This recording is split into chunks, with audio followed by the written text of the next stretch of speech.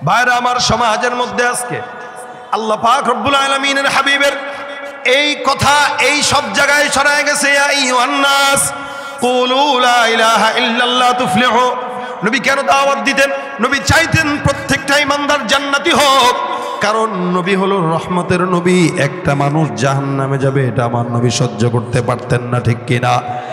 যার কারণে রাসূল করিম সাল্লাল্লাহু আলাইহি ওয়াসাল্লাম বলতেন, হে কাফেররা, হে খ্রিস্টানরা, হে ইহুদিরা, হে নাসারা, তোমরা যে যেখানেই থাকো না কেন জবান দিয়ে একটা শব্দ উচ্চারণ করো, ইয়া আইয়ুহান নাস কুলু লা ইলাহা ইল্লাল্লাহ। জবানটা খুলে বলেন লা ইলাহা ইল্লাল্লাহ মুহাম্মাদুর রাসূলুল্লাহ। একটা কথার জন্য রাসূল সাল্লাল্লাহু আলাইহি ওয়াসাল্লাম সারা জিন্দেগি মার খাইছেন, সারা জিন্দেগি কষ্ট করছেন, সারা জিন্দেগি মানুষের দুয়ারে দুয়ারে ছোট হয়েছেন। এই কথাটা 1400 বছর পর আমরা পেয়ে গেছি খুব সহজে, যার কারণে আমাদের কাছে এই কথার গুরুত্ব নাই। আজকে মুসলমান হওয়ার পরেও ইসরায়েলের পক্ষ নেওয়ার মতো লোকের অভাব নাই। কেন? কারণ রেডিমেড মুসলমান, ওর বাপ মুসলমান, ওর দাদা মুসলমান, ও মুসলমান, ওর কাছে ইসলামের গুরুত্ব নাই। সাহাবা আজমাইনদের মতো রক্ত দিয়ে জান দিয়ে যদি ইসলাম পালন করা লাগতো, প্রত্যেকটা পদক্ষেপে ইসলাম ছাড়া অন্য কোনো কিছু মানতে পারতো না। শুধু রেডিমেড মুসলমান। স্বাভাবিকভাবে মনে করেন কেউ একটা টুপি কিনছে রেডিমেড, অথবা জুব্বা কিনছে, সৌদিতে যায় কত দাম বলে 55 রিয়াল, রেডিমেড কিনছে, এটার গুরুত্ব নাই, সে নিয়ত করেই কিনছে, এটা কোনো মতে 1 বছর পরে বাস ফেলাই দিতে পারলে বাঁচি। কিন্তু যেই জিনিসটা 600 টাকা 800 টাকা গজ দিয়া কিনে, আবার 1000 টাকা দিয়া মজুরি দিয়া তারপরে বানায়, মোট খরচ হয়ে যায় প্রায় 3-4 হাজার টাকা। এই জিনিসটার মায়া ওই 500 টাকার জিনিসের চাইতে বেশি না কম? কেন? এটার পিছনে কষ্ট আছে, মহব্বত আছে, পছন্দের ব্যাপার আছে। আর ওইটা যেটা রেডিমেড, ওইটার পিছনে মহব্বত নাই, কিচ্ছু নাই, বাস থাকলে থাকলো, ছিললে ছিললো, গেলে গেল, হাদিয়া দিলে দিয়ে দিলাম, শেষ। আজকে যারা রেডিমেড মুসলমান, বাপদাদার থেকে ইসলাম পাইছে, কিন্তু ঘরের ভিতরে মদ খায় পড়ে থাকে, হুঁশও নেই। গতকালও দেখলাম সংবাদের ভিতরে মাদারীপুরে 2 জন মেয়ে মদ খেয়ে টাল হয়ে পড়ে তারপর মারা গেছে। ওই যে রেডিমেড মুসলমান মদ খায় মরে রয়েছে, রাজনীতি করতে যায়, কন্দলে মিছিলে যায় মরে গেছে, এরপরে নাম দেয় শহীদ। নাম দেয় কি? রাজনৈতিক কোন্দলে যদি কেউ মারা যায় শহীদ, কথা বলে না, শহীদ। মিছিলে গেছে, দুনিয়াবি মিছিল, মারা গেছে মাইর খায়া, শহীদ। শহীদ তো না, বরং জাহান্নামী। কেন বললাম জানেন? জমিনের মধ্যে রাসূল বলেন হাদিসে, শেষ জামানা এমন একটা জামানা আসবে যে মরবে যে মারবে উভয় জাহান্নামী। কথা বলে না, যে মরবে যে মারবে উভয় জাহান্নামী। সাহাবা একরাম বলেন, হুজুর কেন? যারা মরলো সে তো মাজলুম, যে মারলো সে তো জালেম। নবী বলেন, যে মার খাইছে তারও কিন্তু মনের খায়েশ ছিল, আমি যদি পারতাম এটারে মারতাম, কিন্তু হেরে গেছে দেখে মরে গেছে। এই কারণে, এই নিয়তের কারণে, যে মরবে এও জাহান্নামী, যে মারবে সেও জাহান্নামী। সাহাবা একরাম বলে, তাহলে কি করবো? আমাদেরকে মারবে, আমরা চুপ থাকবো? রাসূল বলেন, না, তোমরা আত্মরক্ষা করবা, প্রতিরক্ষা করবা। তবে খেয়াল করো, ওই যে আদমের সন্তান 2 জন 2 জনকে, একজন একজনকে মারছে, কি বলছিল? লা ইম বাসাত্তা ইলাইয়া ইয়াদাকা লিতাকতুলানি মা আনা বিবাসিতি ইয়াদিয়া ইলাইকা লিআকতুলাক ইন্নী আখাফুল্লাহ রাব্বুল আলামিন। একটারে মারতে গেছে, তো আরেকটা বলে, ভাই তুই যেমন মারতেছস, শক্তি কি আমার নাই? আমি কি খাই না? তোর মতো তো আমিও খাই। আজকে যারা মুসলমানদেরকে মারে, মুসলমানদেরকে আঘাত দিতে চায়, আমরাও তো বলি ভাই, আমরাও কিন্তু গোস্ত মাছ কম বেশি খাই। শক্তি যদি আপনার থাকে, আমাদেরও একটু না একটু আছে। আপনি যদি আমার একটা দেন, আমি আপনার 2টা দেওয়ার ক্ষমতা আমার আছে, কিন্তু দেই না কেন? আমার নবীর মদিনাওয়ালার আদর্শ আমার রক্তের ভিতরে আছে।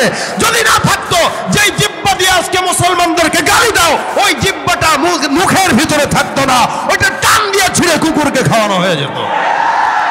কিন্তু মুসলমানের জাত সভ্যতার জাত, ইসলামের মূলটাই হলো সিলমুন থেকে শান্তির ধর্ম।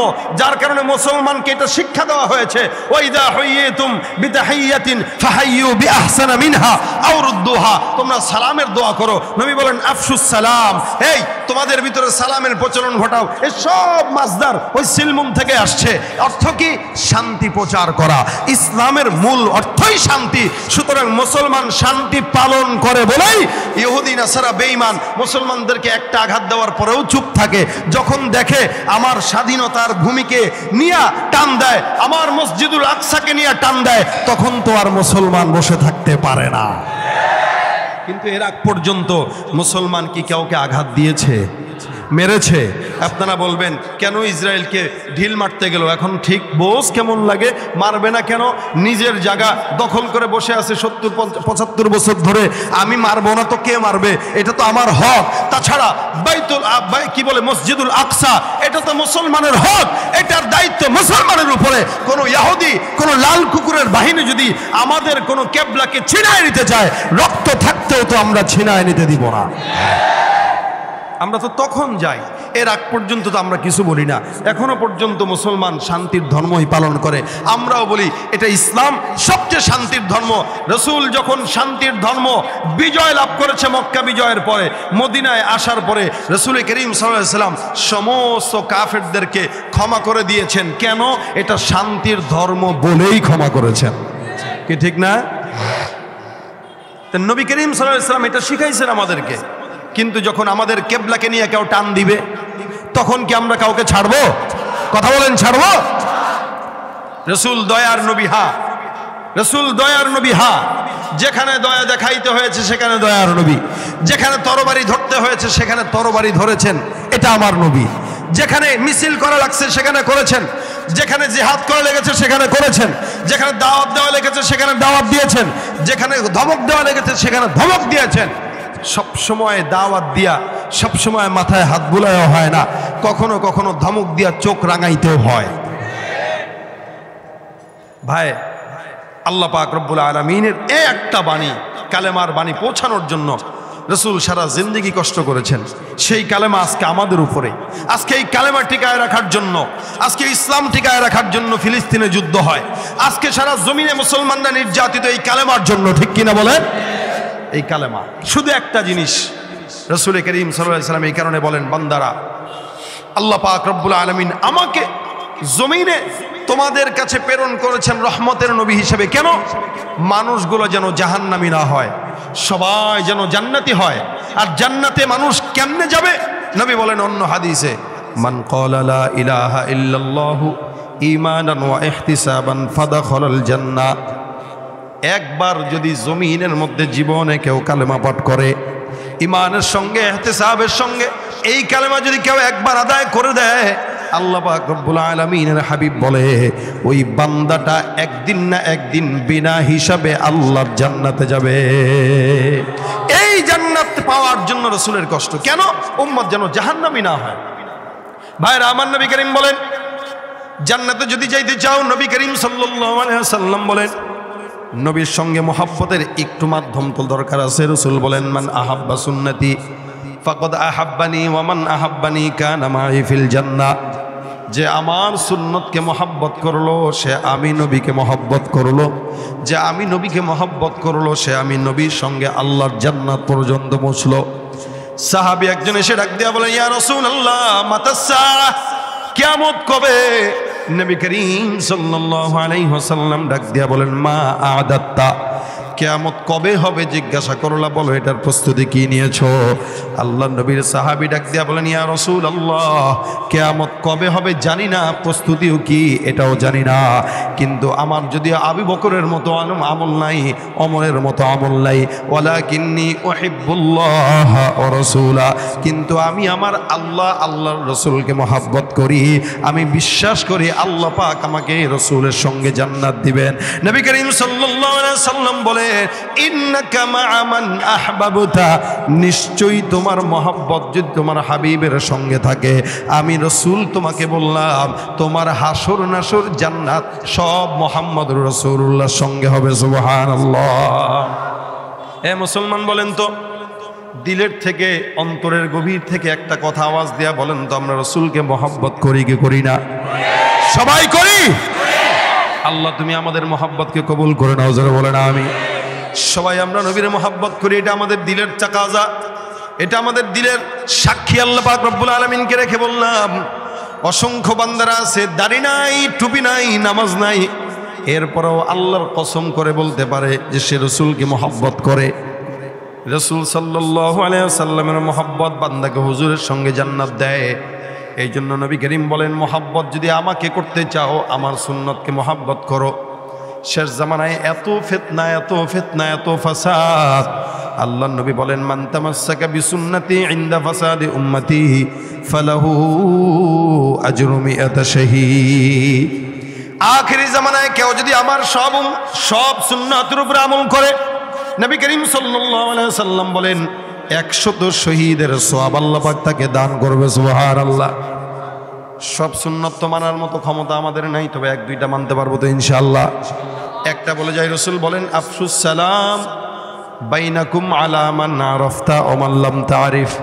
তোমরা সবাই সালামের প্রচলন ঘটাও, চিনো অথবা না চিনো, জানো অথবা না চিনো, যাকে যে দেখবা, বড়রা ছোটদেরকে, ছোটরা বড়দেরকে যখন মন চায় তখন জবান খুলে সুন্দর করে সালাম দিয়া কি বলবেন? আসসালামু আলাইকুম। রাজি আছেন তো ইনশাআল্লাহ?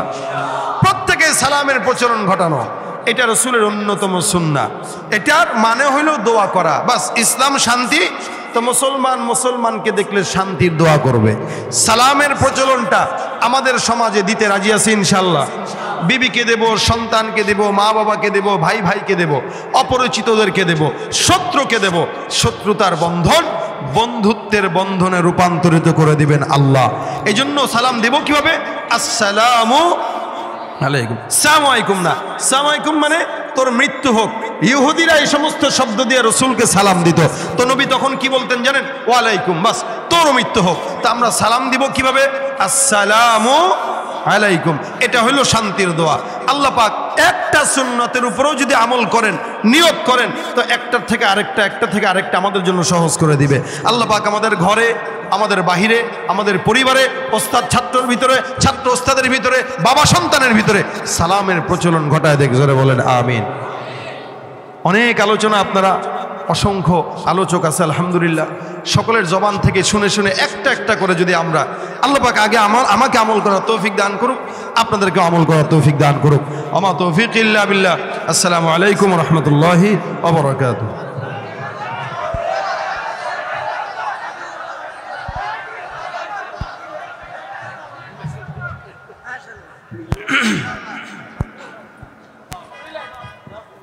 দুই লাইন গেব, বেশি না ভাই।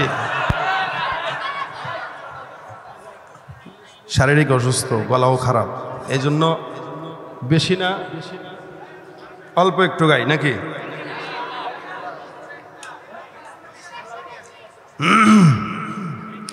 আপনারা আমার সাথে গাইতে পারবেন ইনশাআল্লাহ? আমি পুরোটাই কব, ওয়াসওয়াসা দেয় আমারে। আচ্ছা, সবাই মিলে আমি নতুন একটা গজল গাচ্ছি, এটা আপনারা আমার সাথে একটু গাইলে আমি গাইতে পারবো। আমার গলার অবস্থা ভালো না, আরেক জায়গায় যাই চিল্লাইতে হবে, তো সুতরাং আমারে হেল্প করবেন আওয়াজ দিয়া ইনশাআল্লাহ। দলমত আর সীমানা ভুলে এক হও রে মুসলমান, ঈমান দীপ্ত চেতনায় জাগো, রক্ষা করো দিনের মান। দলমত আর সীমানা ভুলে এক হও রে মুসলমান, ঈমান দীপ্ত চেতনায় জাগো, রক্ষা করো দিনের মান। দলমত আর সীমানা ভুলে এক হও রে মুসলমান, ঈমান দীপ্ত চেতনায় জাগো, রক্ষা করো দিনের মান। নয়া জামানার সেনানি জাগো, সিপাহী নওজোয়ান, নয়া জামানার সেনানি জাগো, সিপাহী নওজোয়ান। পারবেন? নয়া জামানার সেনানি জাগো, সিপাহী নওজোয়ান, নয়া জামানার সেনানি জাগো, সিপাহী নওজোয়ান। লিল্লাহে তাকবীর, আরো জোরে লিল্লাহে তাকবীর। গোটা মুসলিম উম্মায় তোলো একতার আহ্বান, একতায় তুমি পাবে শক্তি, শৃঙ্খল হতে পেয়ে মুক্তি। গাবে বিজয়ের গান, গাবে বিজয়ের গান, গাবে বিজয়ের গান, গাবে বিজয়ের গান, গাবে বিজয়ের গান, গাবে বিজয়ের গান। রাজি আছি ইনশাআল্লাহ? দিগ দিগন্তে যাও ছড়িয়ে শাশ্বত বিধান, দিগ দিগন্তে যাবে ছড়িয়ে শাশ্বত বিধান। নয়া জামানার সেনানি জাগো, সিপাহী নওজোয়ান, নয়া জামানার সেনানি জাগো, সিপাহী নওজোয়ান, নয়া জামানার সেনানি জাগো, সিপাহী নওজোয়ান, নয়া জামানার সেনানি জাগো, সিপাহী নওজোয়ান। লিল্লাহে তাকবীর। আল্লাহ পাক আজকের মাহফিলকে কবুল করুক। আসসালামু আলাইকুম ওয়া রাহমাতুল্লাহ। জাযাকাল্লাহ খায়রান। আমাদের